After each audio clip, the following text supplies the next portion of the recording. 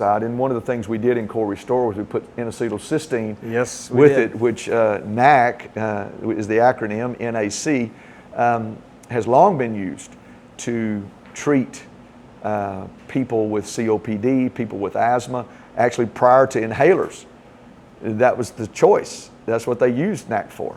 And there's a number of other benefits that you get from NAC, but when you couple that with nitric oxide, you really begin to improve pulmonary function. Is what happens. You really do begin to improve. One of the other things I remember we were talking about astaxanthin, because again I've taken a lot of these things individually. So when you and I were talking about what we wanted to put in this thing, astaxanthin was one of the ones, and it is the most powerful antioxidant in the world.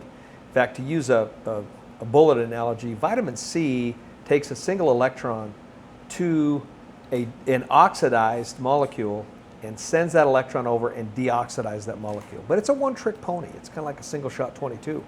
And you and I were talking about astaxanthin is like an AK-47. One molecule can actually deliver up to 19 electrons and deoxidize 19 separate molecules. And remember the article you and I were talking about with astaxanthin coupled with omega-3s. Now, we weren't able to put omega-3s into Cor-Restor because of the consistency, because they're sticky and it would coagulate. But you and I always recommend people take at least 360 milligrams of omega-3s in addition with the product. And I think one of the things that's most important for a lot of people to recognize, and we've discussed this, the reductionist theory or mindset versus the synergistic. Yeah, you can't. Nutrition, most of us want to go and take a vitamin. You know, we find out we're deficient in vitamin D. And our doctor or somebody says, oh, we'll go get some vitamin D, and you take the vitamin D. So we go get that. The problem is that nutrition doesn't work that way, nor does our physiology. Our physiology doesn't work that way as well. It doesn't work in this what's called a single sourcing process. So vitamin D, for instance, has to have K2, and it has to have magnesium and zinc present in order to uptake the vitamin D. Otherwise, you're just taking vitamin D and it's not doing anything. You're not using it. Kind of like taking arginine without the vitamin D. It's just like taking arginine without the vitamin D. And it's why when you look at Cor-Restor, as much as it is a nitric oxide boosting product, that's true, and on purpose. On purpose, that's the way we designed it. And as much as we've lengthened the life of the availability of nitric oxide, we've taken those other components, those other nutrients, and put them there to enhance nitric oxide for specific targeted purposes.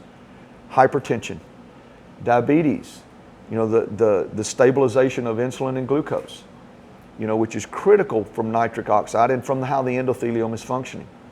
By raising mitochondrial nitric oxide, by improving that, we improve the muscle cell's ability to receive glucose, which is the diabetic's problem. Yes. They can't get glucose, sugar, out of the bloodstream into the muscle. Doesn't do that very well.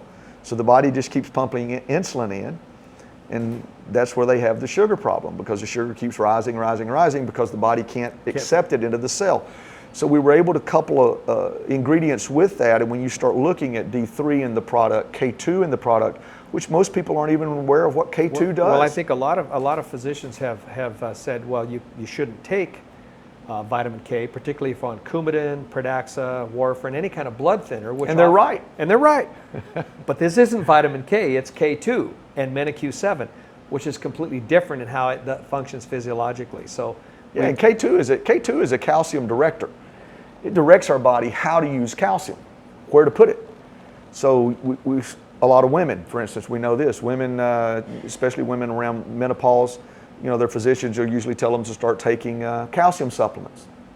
The problem with that is if you start taking calcium and you're deficient in K2, and we know that about 68% of the U.S. population is deficient in K2, especially population over 40, deficient in K2.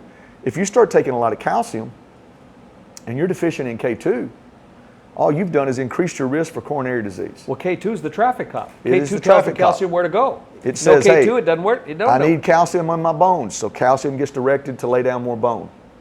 I need calcium in my brain. I need calcium here. I need calcium there. That's what K2 does. K2 tells the calcium where to go. Well, I remember you mentioning to me, just as a broad-based statement, that Carbohydrates, protein, and fats are our fuel. It's the vitamins and minerals that tell the fuel what to do and where to go. Yes. And that's the K2, Yeah, classic example. It's the vitamins and minerals that tell our bodies, The nutrients. it drives our physiology. It Yes. tells our physiology what to do. I mean, that's what's telling us what to do with the fuel that we take in, the protein and the carbohydrates and the fats. So if you take in protein, carbohydrates, and fats in absence of nutrition, of nutrients, vitamins and minerals, your body doesn't know what to do with those. It doesn't know if you need to store the protein as muscle tissue or do you need to store it as fat. It doesn't know if you need to burn the carbohydrate as fuel or do you store it as fat. It doesn't know if you need the fat to be used as long-term fuel or do you just need to store it up. And the other side of it is we look and see it, we hear a lot of people, especially in the weight loss world, we hear a lot of people talking about they want to cut the fat out, cut the fat out. One of the worst things you can do is cut fat out because a lot of your vitamins that you take in are fat soluble. Well, So you have to have fat to actually uptake the vitamin to use the nutrient. So when you start cutting fat out, you start getting into those kind of problems. Well, you could take the vitamins and minerals without the fat. It's not going to do you any good. It's not going like to the arginine without the D3. It's not going to do you any good. And